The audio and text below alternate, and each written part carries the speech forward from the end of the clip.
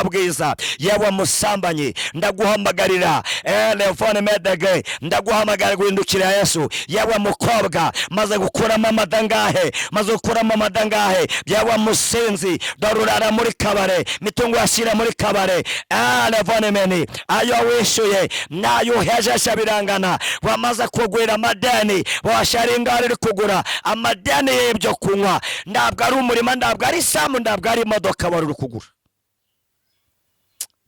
ndaguhamagara kongera kwakira Yesu ndaguhamagara kongera gusanga Yesu kugira ngo akubabarire ibyaha byawe byose yewe mugabo umaze gusenya ngo kangahe yewe mugabo reba abadamu bamaze guca mu maso yawe kaba wutunze ukwazo wutunze umwaka yaba abadamu umaze kubarirwa yewe nawe mugabo reba abagore umaze kubarirwa ndaguhamagarira kwakira Yesu ndaguhamagarira kwakira Yesu ngo wegere Yesu akubera umucunguzi akubera umwami akubera ingabo Imana yacu tugirire neza icyo nicyo Yesu yarabanje gukora. Twongeye kubasuhuza mu izina ry'umwami wacu Yesu Kristo amahoro y'Imana nabane namwe cyane ku bakunzi bacu bandi UMUKRISTO TV reka tubabwire ngo ineza n'imbabazi z'Imana bikomeze gutindana namwe cyane. Ni umukunzi wanyu Rabani Pasiteri wongeye kuza imbere za kamera zandi UMUKRISTO TV. Reka dusuhuze abari mu Rwanda hirya no hino mu Rwanda mu turere 30 mu ntara 5 reka tubabwire ngo amahoro y'Imana nabane namwe cyane. Reka dusuhuza na bene data muri ku migabane itandukanye abadukurikirana muri Amerika, Aziya ndetse i Burayi hose n'ahandi hose waba uherereye ukaba waramaze kumenya iri zina rya Rabani. Reka tukubwire ngo amahoro y'Imana nabane nawe cyane. Nagira ngo ngubwire ngo uko wakumva bimeze kose uko wakumva biteye kose humura ndajoro ridacya uko wakumva bikomeye cyabikigeragezo mazemo iminsi byabibazo mazemo imyaka nagira ngo ubwire ngo ndajoro ridacya ukomerere kandi ukomeze wiringire Imana isumba byose. Ngarutse mu mwanya wo kongera kuganira namwe ijambo ry'Imana ndakindi cyutugejeje hano sadepa ko umuhamagaro wacu nuwo kuvuga Imana ndetse Imana yacu gahabwa icyubahiro. Munyemerere tubanze dusenge Imana. Mwami Imana yacu turagushimiye izina ryawe niryubahwe wakoze imirimo n'ibitangazo bana natwe ndetse uratwemerera ushima ko twagera kuri uyu mwanya kwa masono ku iminota Mana turagushimiye izina ryawe niryubahwe ngaho tubera Imana utubera umucyo utubera ibyiringiro Kristo myiza neza n'imbabazi zawe bikora imirimo n'ibitangaza sengeye bene data bari irya no hino mu izina ryawe ryera babashiki bacu babene data babakobwa babasore babagabo dukunze kubana mu buzima bwa buri munsi dusengana ku magroupe dusengana hano kuri kamera zandi UMUKRISTO niko ko turagushimiye izina ryawe nirahabwe icyubahiro. Ndabasengere mwami bisanzwe mudukunda kugira ngo ubane nabo ubayobose neza n'ibambe ryawe kugira ngo izina ryawe rishimye kuko uri Imana nyamana ngano bane natwe nabandi bose bazadukurikira komeze kubarengera no kubegera data twese myiza bazahabwe umugisha kubwira ijambo ryawe ngadufashe muri byose umwuka wawe aze kuri twebwe kandi atuyobore abamwishi kuri twe kugira ngo izina ryawe rishimye kuko uri Imana inyembaraga ngadufashe muri Yesu turinde muri byose niko dushimiye Imana mu izina rya Yesu amen amen amen amen. Ndabwo turi butinde reka tuganire ijambo ry'Imana Imana insize ku mutima kugira ngo turiganire na bene data n'abashiki bacu mudukurikira hirya no hino kuri ndi UMUKRISTO reka tubabwire ngo imbabazi z'Imana zikomeze kubana namwe cyane. Ijambo Imana insize ku mutima tugiye kurisanga hano muri Matayo ubutumwa bwiza ko bwanditswe na Matayo mu gice cya 15 turasoma duhereye 29. Ubutumwa bwiza ko bwanditswe na Matayo ni igice cya 15 turasoma duhereye 29. Imana yacishije guhabwa icyubahiro. Kuyu murongo wa 29 haratubwira ngo Yesu avayo ajya ku nyanja y'Igalileya azamuka umusozi aricara avuga ngo aricara abantu benshi baza aho ari bazana abacumbagira n'ibirema n'impumyi n'ibiragi n'abandi barwayi benshi babarambika hasi imbere ye arabakiza, avuga ngo arabakiza. Imana ishimwe cyane. Bituma abantu batangara babonye ibiragi bivuga, ibirema ari bizima, abacumbagira bagenda n'impumyi zireba, bahimbaza Imana ya Isiraheli. Yesu ahamagara abigishwa be arababwira ati mbabariye abo bantu kuko uyu munsi ari umunsi wa gatatu turi kumwe, none ndibafite ibyo kurya, sinshaka kubasezerera batariye isari itabatsinda mu nzira. Yesu azi ko ushonje mushiki wanjye namwe ni data. Yesu azi ko ufite inzara. Reka dukomeze. Abigishwa baramubaza bati muri ubu butayu twakura hehe imitsima ingana ityo guhaza abantu bangana batya? Yesu nawe arababaza ati mufite imitsima ingahe? Baramusubiza bati ni 7 n'udufi dukeya. Ategeka abantu ko bicara hasi, yenda iyo mitsima 7 n'udufi arabishimira, arabimanyagura, abiha abigishwa be nabo babiha abantu. Bose bararya barahaga, bateranya ubuvungukira busigaye bwuzuye ibitebo 7. Abariye bari abagabo 4,000, abagore n'abana batabariwemo. Akira neza ijambo ry'Imana. Imana yacishimwe cyane. Mwene data udukurikiye kuri Ndi Umukristo, nguzaniye ijambo rivuga ngo ibidashoboka uyu munsi ejo bizaba ari igitangaza. Nongere nsubiremo ngo ibyo ubona bidashoboka uwo munsi w'ejo azaba ari igitangaza, azaba ari ubuhamya, azaba ari imbaraga zawe. Imana yacishimwe cyane kandi tugirire neza. Iyi niyo ndego y'iri jambo ry'Imana. Bya bindi ubona bidashoboka, bya bindi ubona byananiranye, bya bindi ubona ndanzira, bya bindi ubona ndakigenda, bya bindi ubona ko bitazashoboka, kuko Yesu we akorera mu bidashoboka. Yesu akorera mu bidashoboka akabigira ibishoboka. Yesu akura mu byananiranye akabigira ibyashobotse. Yesu akorera mu marira akazana ibyishimo. Yesu akorera mu gahinda akazana umunezero. Imana yacu igahabwa icyubahiro. Mushiki wanjye n'abamwene data, ntabwo nzi situwasiyo urimo, uretse ko Uwiteka ambaye iri jambo kugira ngo ribe iryawe, kugira ngo mw'uyu mugoroba cyangwa se mu masaha yawe ubwo rikurikira wikonegite kuri ryo bigendanye n'aho uherereye, kuko twe byano mberereye ndi kuvuga n'ijambo ry'Imana turi mu masaha ya nimugoroba mu masaha 9. Niyo mpamvu umwuka wera anyoboye mu saa 9 kugira ngo iri jambo ry'Imana ndisohore. Mwebwe abadukurikiye kuri Ndi Umukristo ndetse n'abandi muri byano hino, haba mu Rwanda mu turere dutandukanye, haba kuri Yesu mu migabane itandukanye, ndakubwira ngo ibidashoboka, ibyo ubona bidashoboka ejo bizaba ari igitangaza. Mana yacu yahabwa icyubahiro. Ibyo ubona bidashoboka, ibyo ubona ndanzira, ibyo ubona ndaho bizaca, Imana ije guca inzira. Ibyo ubona ndaho bizanyura, Imana ije kuhanyuza inzira kugira ngo ejo cyangwa ejo bundi nawe bizaba igitangaza. Uvuge ngo nari ndwaye indwara nyimaranye imyaka myinshi, Yesu arangiza. Naringennye ngari igihe kinini, Yesu arangenura. Nambaye ubusa igihe ari kinini, Yesu aranyambika. Nari maze imyaka mu bukode, Yesu amba inzu. Mana yacu yahabwa icyubahiro. Mana yacu ishimwe cyane. Niyo mpamvu mwene data na mushiki wanjye, ibyo ubona bidashoboka, kuko iteka ryose Imana ikorera bidashoboka ikakukuriramo igishoboka. Uwiteka Imana yacu ikihesha icyubahiro. Dusomye ijambo ry'Imana dusanze no mutumwa bwiza ko banditswe na Matayo 15 twahereye 29.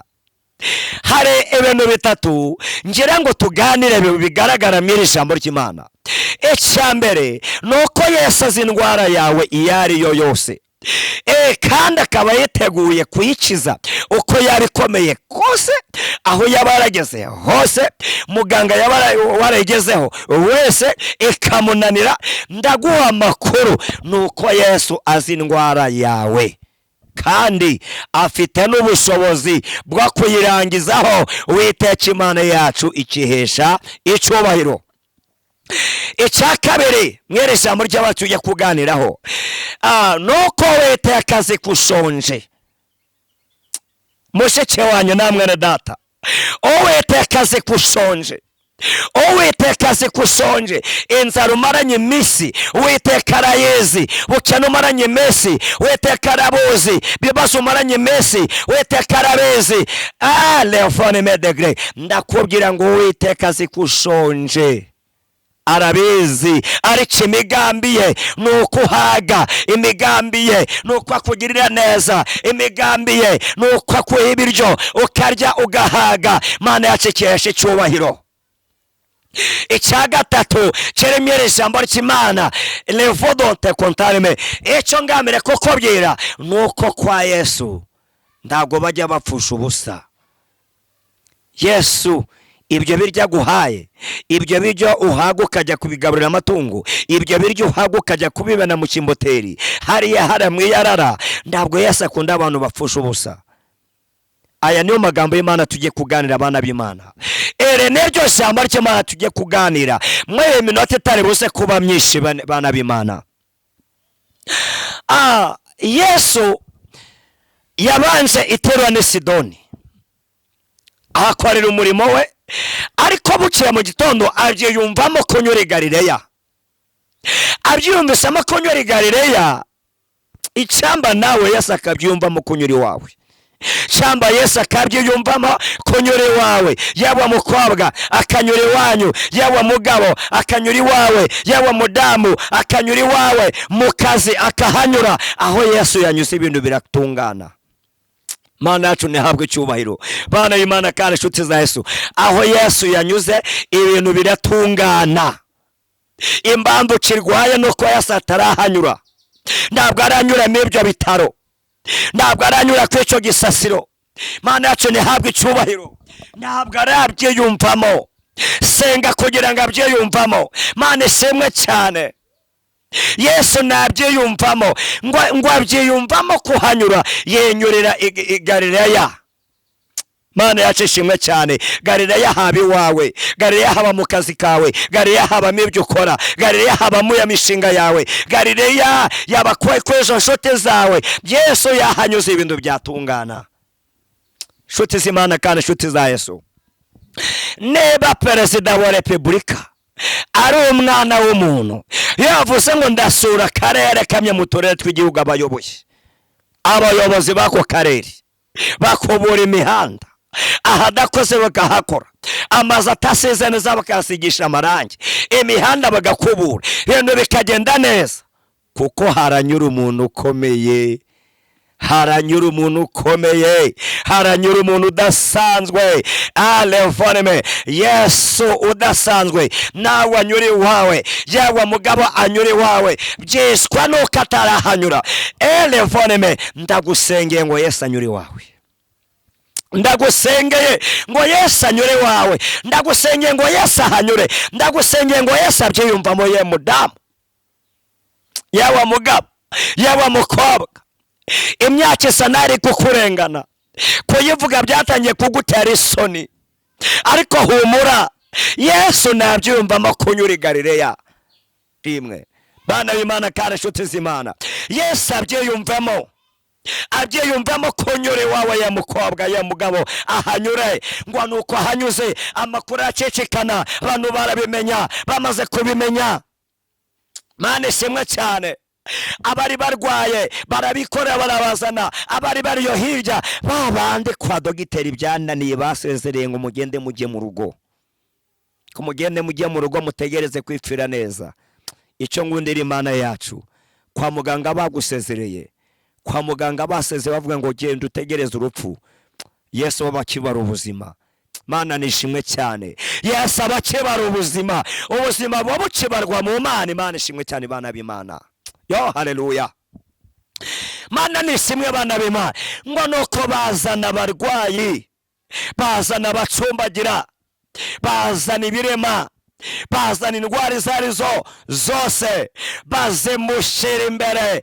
Ngo Yesu arabareka avuga ubutumwa, maze kuvuga ubutumwa, avuga ubutumwa buhindura, avuga ubutumwa bukiza, avuga ubutumwa bukizana indwara. Bune bana b'Imana, murimbyi yaravuze ngo imbanuka y'imodoka siyo mbanuka gusa, gupfa udafite Yesu nani imbanuka. Impanuka y'imodoka siyo mpanuka gusa, gupfa udafite Yesu ni impanuka. Indego ya Yesu nuko twumva ubutumwa bwiza, indego ya Yesu nuko duhindukira tukamuyoboka. Imana yacu nihabwe icyubahiro. Twebwe twese mwisi tuvuka duteye Imana umugongo igihe wamaze kumva kuri umunyabyaha kavuga ngo ibyaha byanjye ni byinshi, hereye none ndabiretse. Icyo gihe waciye ubutumwa bwiza. Yewe musambanyi, ndaguhamagarira telefone medege, ndaguhamagarira guhindukira Yesu. Yewe mukobwa, maze gukuramo amadangahe, maze gukuramo amadangahe. Yewe musinzi, dorurara muri kabare, mitungo yashyira muri kabare. Telefone meni ayo wishuye nayo uhejesha birangana. Wamaze kugwira amadeni, washaringa ari kugura amadeni y'ibyo kunywa. Ntabwo ari umurima, ntabwo ari isambu, ntabwo ari imodoka wari uri kugura. Ndaguhamagarira kongera kwakira Yesu. Ndaguhamagara kongera gusanga Yesu kugira ngo akubabarire ibyaha byawe byose. Yewe mugabo, umaze gusenya ingo kangahe? Yewe mugabo, reba abadamu bamaze guca mu maso yawe, kaba utunze ukwazi, utunze umwaka. Reba abadamu umaze kubarirwa. Yewe nawe wa mugabo, reba abagore umaze kubarirwa. Ndaguhamagarira kwakira Yesu. Ndaguhamagarira kwakira Yesu, ngo wegere Yesu akubera umucunguzi, akubera umwami, akubera ingabo Imana yacu tugirire neza. Icyo nicyo Yesu yarabanje gukora. Abihana bari bamaze kwihana, abasinzi bakubise ubusinzi bwabo hasi, abasamanye bakubise ubusamanye bwabo hasi, abajura babiretse, abicanyi babiretse, yewe Yesu mu ngeso mbi bari baziretse. Imana yacu ahabwe icyubahiro. Arangije yimukira ku cyiciro cya kabiri cyo kumenya ngo bararwaye. Imana ishimwe cyane. Ajya ku cyiciro cya kabiri cyo gukiza indwara zabo. Bundi hari ibintu bitatu by'ingenzi Yesu akura mu buzima. Icya mbere ni uko kubabarira ibyaha byawe. Imana ishimwe. Icya kabiri ni uko amenya ibibazo byawe byose ufite. Ibibazo ni byinshi bitandukanye. Icya gatatu ni uko azaguha ubugingo buhoraho hirya y'ubu buzima. Mana nishimwe.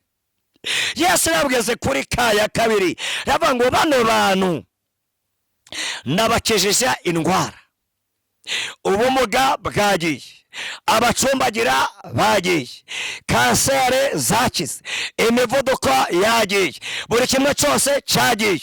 Nshuti y'Imana kandi nshuti ya Yesu, niwe kone gitakwera ijambo, diyabete yawe iragenda.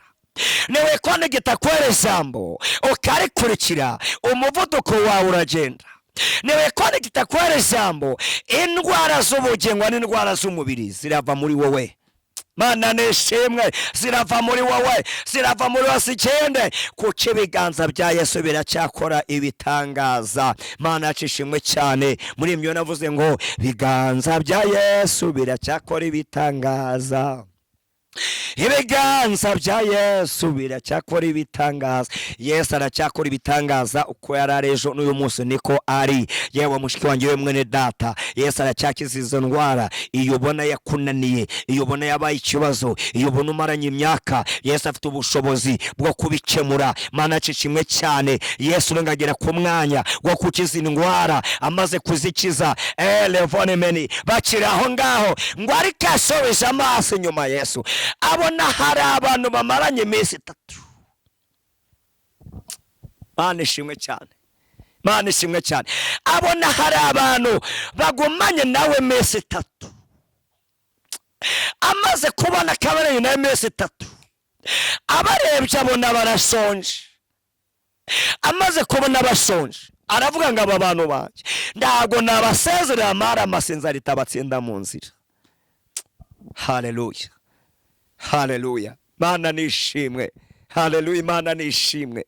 Mana nishimwe. Mushiki wanje, mwene datongurikiye ndabwo nzi inzara umaranye imisi icyakora ndaguha amakuru humura Yesu aje kukumara inzara ndabwo nzi uburwayi umaranye imyaka ariko humura Yesu aje gukuraho indwara mu izina rya Yesu. Reforme de gré ni Imana y'imbaraga, ni Imana isumba byose. Yesu rero ngo abwira abigishwa be amaze kubahamagara yabye ati mwabagabo mwe rero munarimo abantu tubanye iminsi 3 yose none ndago nshaka kubasezerera batariye muzane ku byo kurya tugaburira bano bantu. Petero n'abagenzi be ngo barebe stoke basanga irimo ubusa nda kintu kirimo babwira se ati databusha stoke twariye masije tumasa tugenda kirekire nda stoke tugifite ibiryo byaradushiranye kandi n'amafaranga dusigaranye nubwo twajya guhaha buri wese akaryoga gato nk'abantu ndago byaba kwera. Yesu we have rwose bibashotora bareke bataye bararya bagezi wabo ariko Yesu yari yamaze kwiyumvamo ko agomba kubakira. Shote z'Imana kandi shote za Yesu, hari abantu batakwifuriza ibyiza, ariko Yesu we umugambi we ni mwiza ku buzima bwawe. Hari abantu barebera hafi ibyawe, buri abantu bamenya amakuru yawe, abantu bakamenya amakuru yawe, abantu bakamenya icyo zabaco ejo hazaza bakakimenya.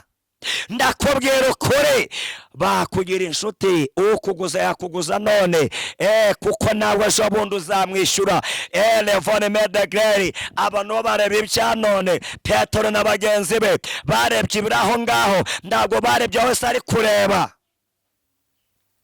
ariko Yesu yabaza ngo none ndana duke mufite barambye ngo ni imitsi 7 n'udufi dukeya.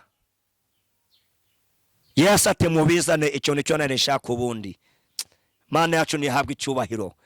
Icyo nicyo narishaka. Bibiri ivuga iki ngo barabizana. Bamaze kubizana barabimuhereza arabishimira. Amaze kubishimira ahereza bishe ngo ni mugabure. Baratangira barabagaburira. Bibiri ivuga iki ngo bararya barahaga. Iyo umuntu amaze guhaga bagomba gutaha. Yesu arabasezerera. Amaze kubasezerera buri wese agiye ngasigaye abwira abigisha ati bino basigaje hasi mu bitoragure. Barongera barabitora byuzura udutebo 7. Mana yacu nihabwa icyubahiro. Mana uri mwiza kandi urakomeye. Bisobanuye iki muduke yatwawe Imana yaheramo ikaguha umugisha. Mundamye mwe yo gusanga Yesu yari akagukomeza. Mundamye mwe yo kwiga gukora Yesu yagukomereza mo kugakora. Imana cishimwe cyane bana b'Imana.